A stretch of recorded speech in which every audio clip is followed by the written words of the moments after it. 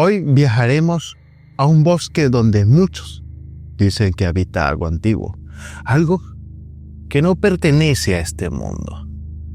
Durante semanas, los noticieros repitieron la misma historia, ¿vale? 3 jóvenes desaparecidos en Maryland mientras filmaban un documental. Solo se encontraron sus mochilas, algunas cintas de videos y una casa en ruinas oculta entre los árboles. Lo que vino después cambió la forma en que entendemos el miedo, porque aquella historia no solo asustó, hizo que millones creyeran que esto que te voy a contar es real. Pero, ¿qué hay detrás de este misterio? ¿Una maldición auténtica que lleva siglos acechando desde la colina de Maryland? ¿O el mayor truco del cine moderno? Hoy exploraremos el origen y una leyenda que comenzó mucho antes de una película. Una historia nacida entre la superstición y la creatividad humana, donde los límites entre la realidad y la ficción se disuelven como la niebla en el bosque, dejándola casi imperceptible. Esto es la verdadera historia detrás de la bruja de Blair. Así que apaga las luces y enciende la mente, que comenzamos.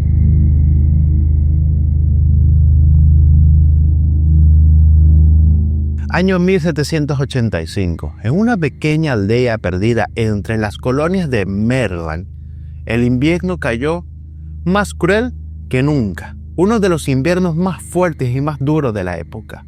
El pueblo de Blair sobrevivía con miedo, con supersticiones y con una certeza grabada en los susurros. Algo habitaba en el bosque de Black Hill. Esta gente tenía una creencia muy arraigada en sus corazones sobre entidades malvadas que habitaban en esos bosques, en esos lugares, y que en el invierno era donde más se sentía.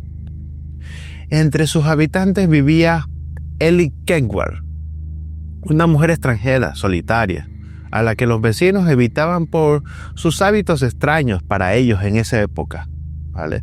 Ya que decían que recogía ramas en luna llena, que murmuraba palabras en otros idiomas y que los niños volvían distintos después de visitarla. Tal vez sea porque en esa época las personas que trabajaban la herbolaria, todo el tema de medicina era vista como una persona extraña o como una bruja, ya que tenía conocimientos que para otras personas fuera de ese ámbito era totalmente desconocido, totalmente extraño, totalmente paranormal, extraordinario. Entonces veía en ello eso, una persona que prácticamente lo que era curiosa. Un día, varios pequeños contaron que Ellie les había extraído sangre, según ellos para sus rituales. Capaz era para simplemente investigar, capaz era simplemente para ver alguna investigación, poco de sangre de los niños, a ver qué sucede, a ver qué pasa. Pero bueno, el pueblo no lo vio así.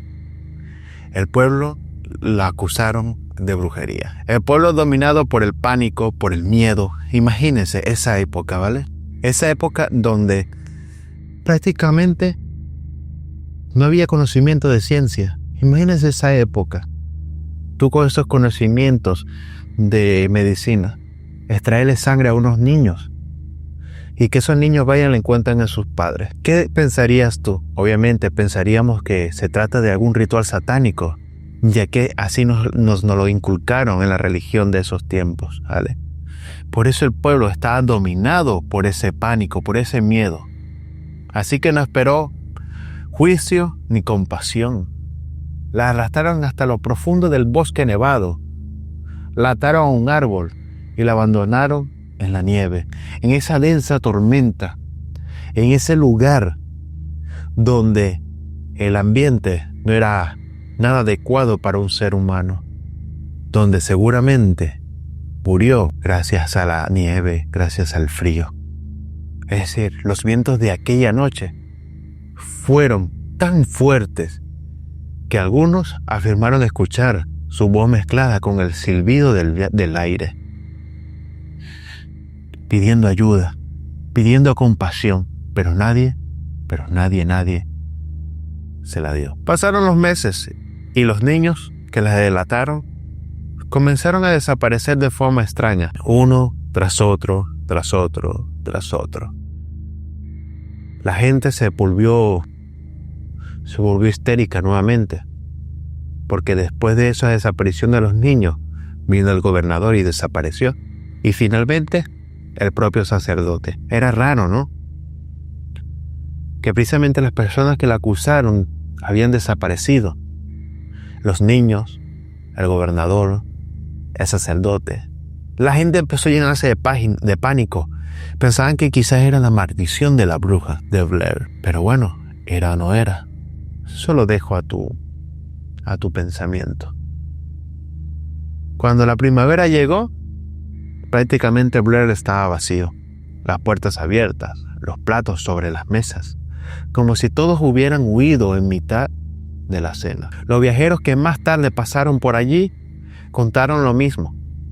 Símbolos tallados en los troncos, figuras hechas con ramas y un silencio que no pertenecía al bosque, sino al eco que había dejado ese pueblo.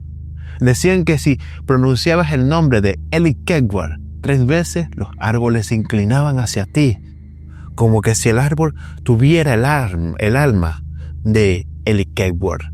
Con el tiempo, el pueblo fue borrado de los mapas, no aparecía en ningún lado. Solo quedó la advertencia: nunca entres a Black Hill después del anochecer. Muchos años después, cuando alguien volvió a levantar una nueva aldea, en la misma tierra, en el mismo lugar, simplemente con un nombre diferente. Ya no era Blair, se llamaba Burkittsville. Pero algunos viejos juraban que el bosque los seguía vigilando, atento, pendiente. Capaz era la bruja que aún estaba en busca de su venganza. Pero bueno, 2 siglos después, el eco de aquella maldición seguía vivo.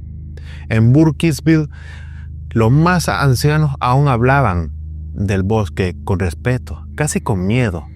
Y aunque muchos decían que la historia de Ellie Kegward era solo un cuento para asustar a los niños, como puede ser el cuento del coco, como puede ser el cuento del hombre del saco, otros afirmaban que algo todavía rondaba allí. En los años 90, cuando los rumores empezaron a difundirse por internet, aprovechando ese auge de internet, aparecieron los primeros testimonios grabados. Vecinos del lugar relataban cómo los excursionistas dejaban figuras hechas con ramas frente a sus casas.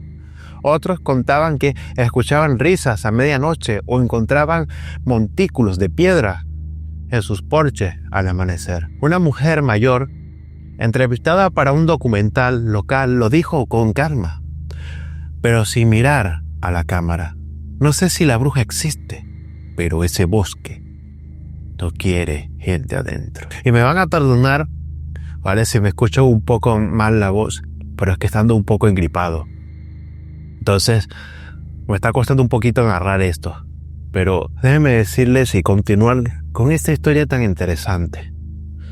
Porque en aquel entonces, una decena de televisiones emitió un programa especial, Curse of the Blair Witch. Era presentado como un documental real sobre la historia y la desaparición ocurridas en la zona. En él aparecían supuestos historiadores, policías, incluso familiares de las víctimas, todos hablando con una seriedad perturbadora, como si lo que estuviera pasando, como que si lo que contaron y lo que pasó en el pasado era verdad, sucedió realmente o no sucedió realmente. Esa era la duda que dejaban los espectadores. Es decir, nadie sospechó que eran actores. Mientras tanto, los verdaderos vecinos de Burkittsville se quejaban del turismo repentino.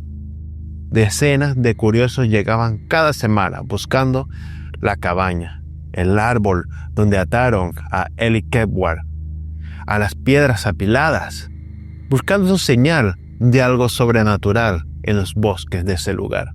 Algunos se adentraban mucho más al bosque y no regresaban hasta la mañana siguiente, desorientados, aterrados o completamente mudos. Para muchos, esa confusión entre la verdad y la ficción fue el punto de no retorno. Unos pensaban que todo formaba parte de una película, otros que el bosque siempre estaba reclamando atención y capaz reclamando sacrificios. Y es que en ese momento nadie sabía dónde terminaba la historia inventada y dónde empezaba la leyenda que llevaba 200 años creciendo entre las sombras de Black Hill. Décadas después, una nueva ola de miedo se apoderó de Maryland. En 1940 la policía rural informó sobre un caso que estremeció el país, un caso perturbador. Un ermitaño llamado Rustin Parr confesó haber asesinado a 7 niños en su cabaña, en lo más profundo del bosque de Black Hill, donde se rumoraba esa historia de la bruja de Blair. Durante el interrogatorio, Parr aseguró que no actuó solo. Dijo que una voz la había guiado, una voz femenina que lo visitaba al caer la noche, ordenándole que hiciera callar a los impuros. Su rostro, según él, nunca se veía del todo, una figura alta, cubierta de sombra, que olía a tierra húmeda y hojas podridas. Cuando la policía registró su cabaña, encontró símbolos tallados en las paredes, restos de rituales y dibujos infantiles en el suelo. Uno de los agentes afirmó que en la bodega el aire era tan pesado que costaba respirar. Rustin Parr fue ahorcado poco después, pero sus últimas palabras quedaron grabadas en los archivos. Ya terminé, ella está satisfecha. El caso se convirtió en una leyenda local.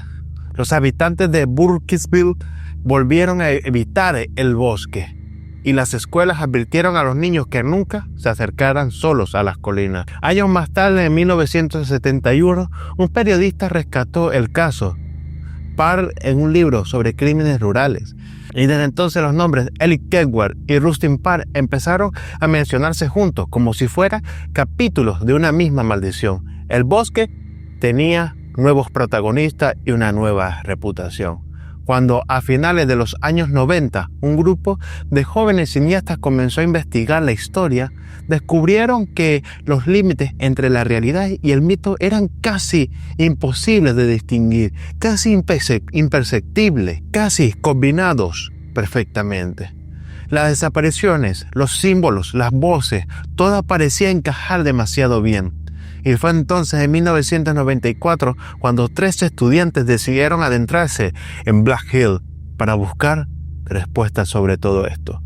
Nunca imaginaron que su experimento se convertiría en el mayor misterio del cine moderno. Octubre de 1994. 3 jóvenes estudiantes de cine, Heather Donahue y Joshua Leonard y Michael C. Williams, anuncian que viajarán a Buskerville, Maryland, para rodar un documental sobre la leyenda de la bruja de Blair. Su idea era sencilla: entrevistar a los vecinos, explorar el bosque y registrar cada paso con sus propias cámaras. Durante los primeros días todo transcurría sin problemas, como debería de ser.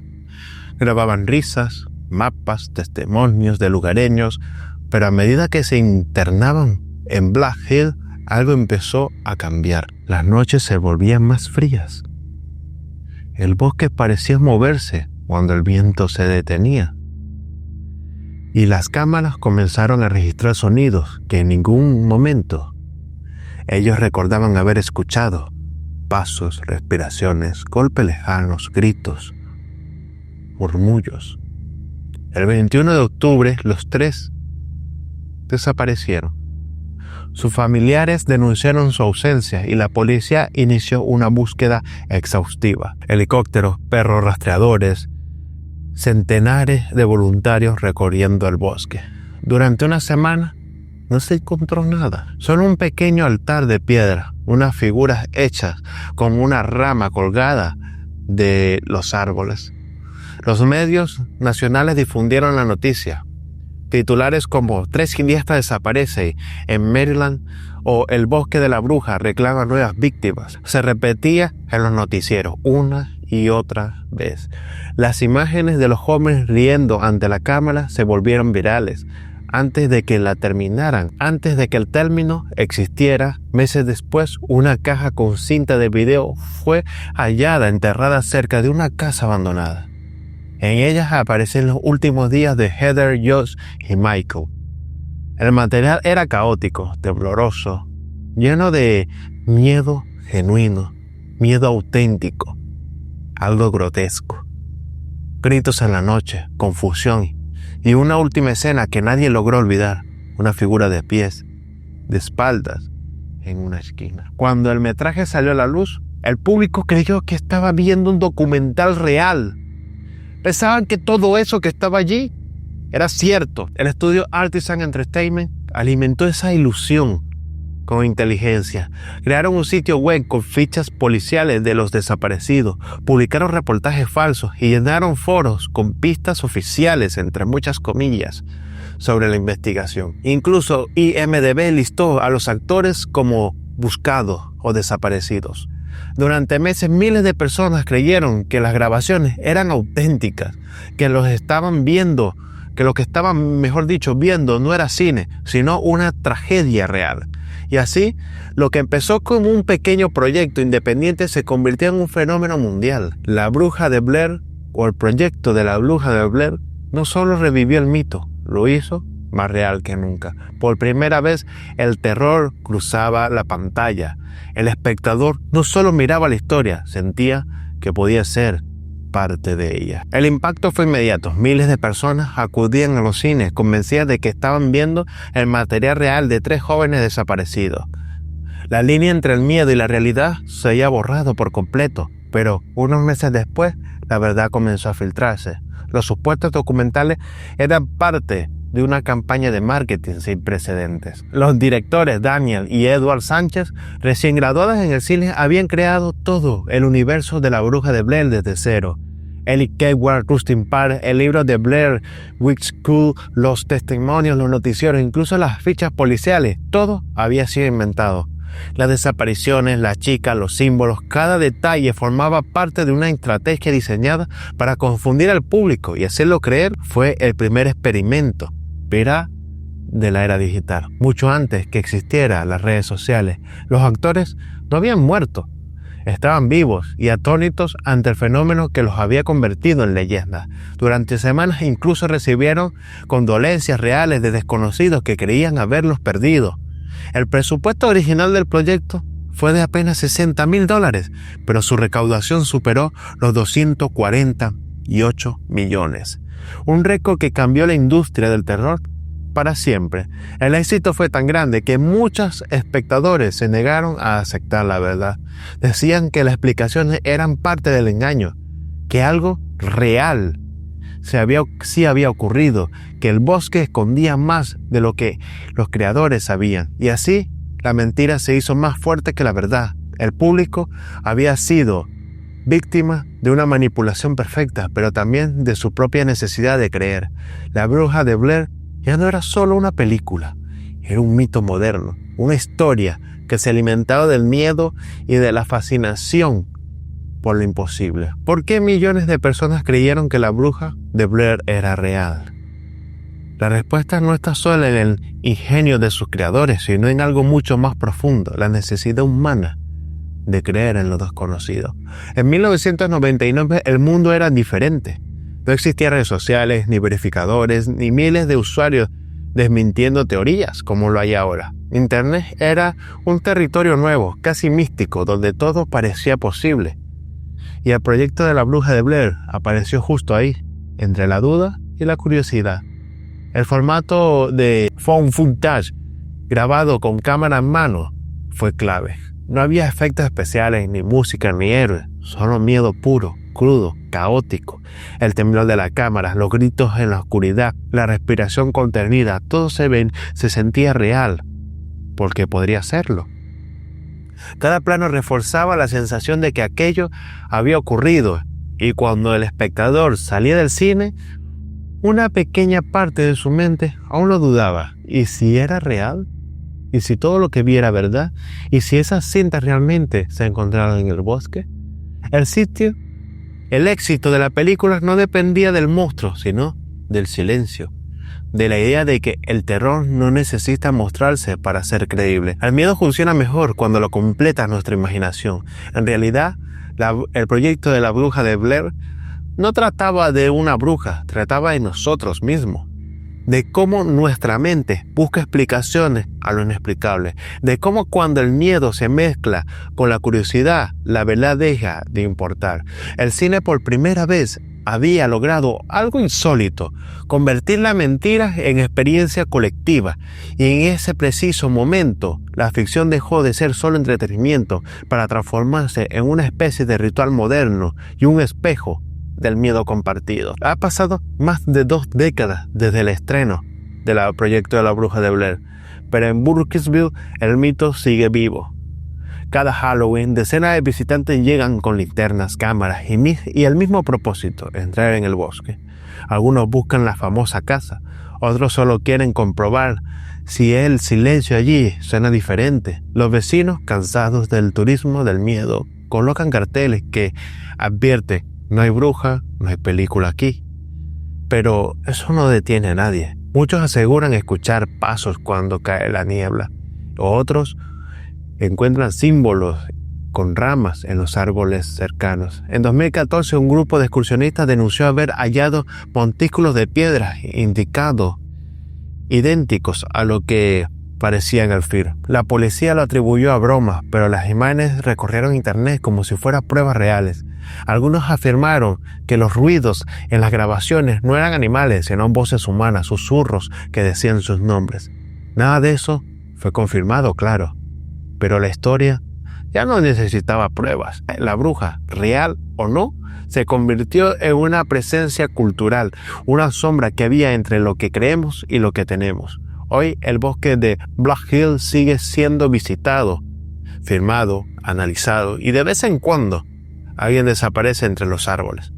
Siempre hay una explicación racional, pero los lugareños, cuando caen la noche, prefieren cerrar las ventanas y no mirar hacia el norte, porque dicen que a veces la ficción deja rastros y que hay historias que, por mucho que intentemos enterrarlas, se niegan a morir.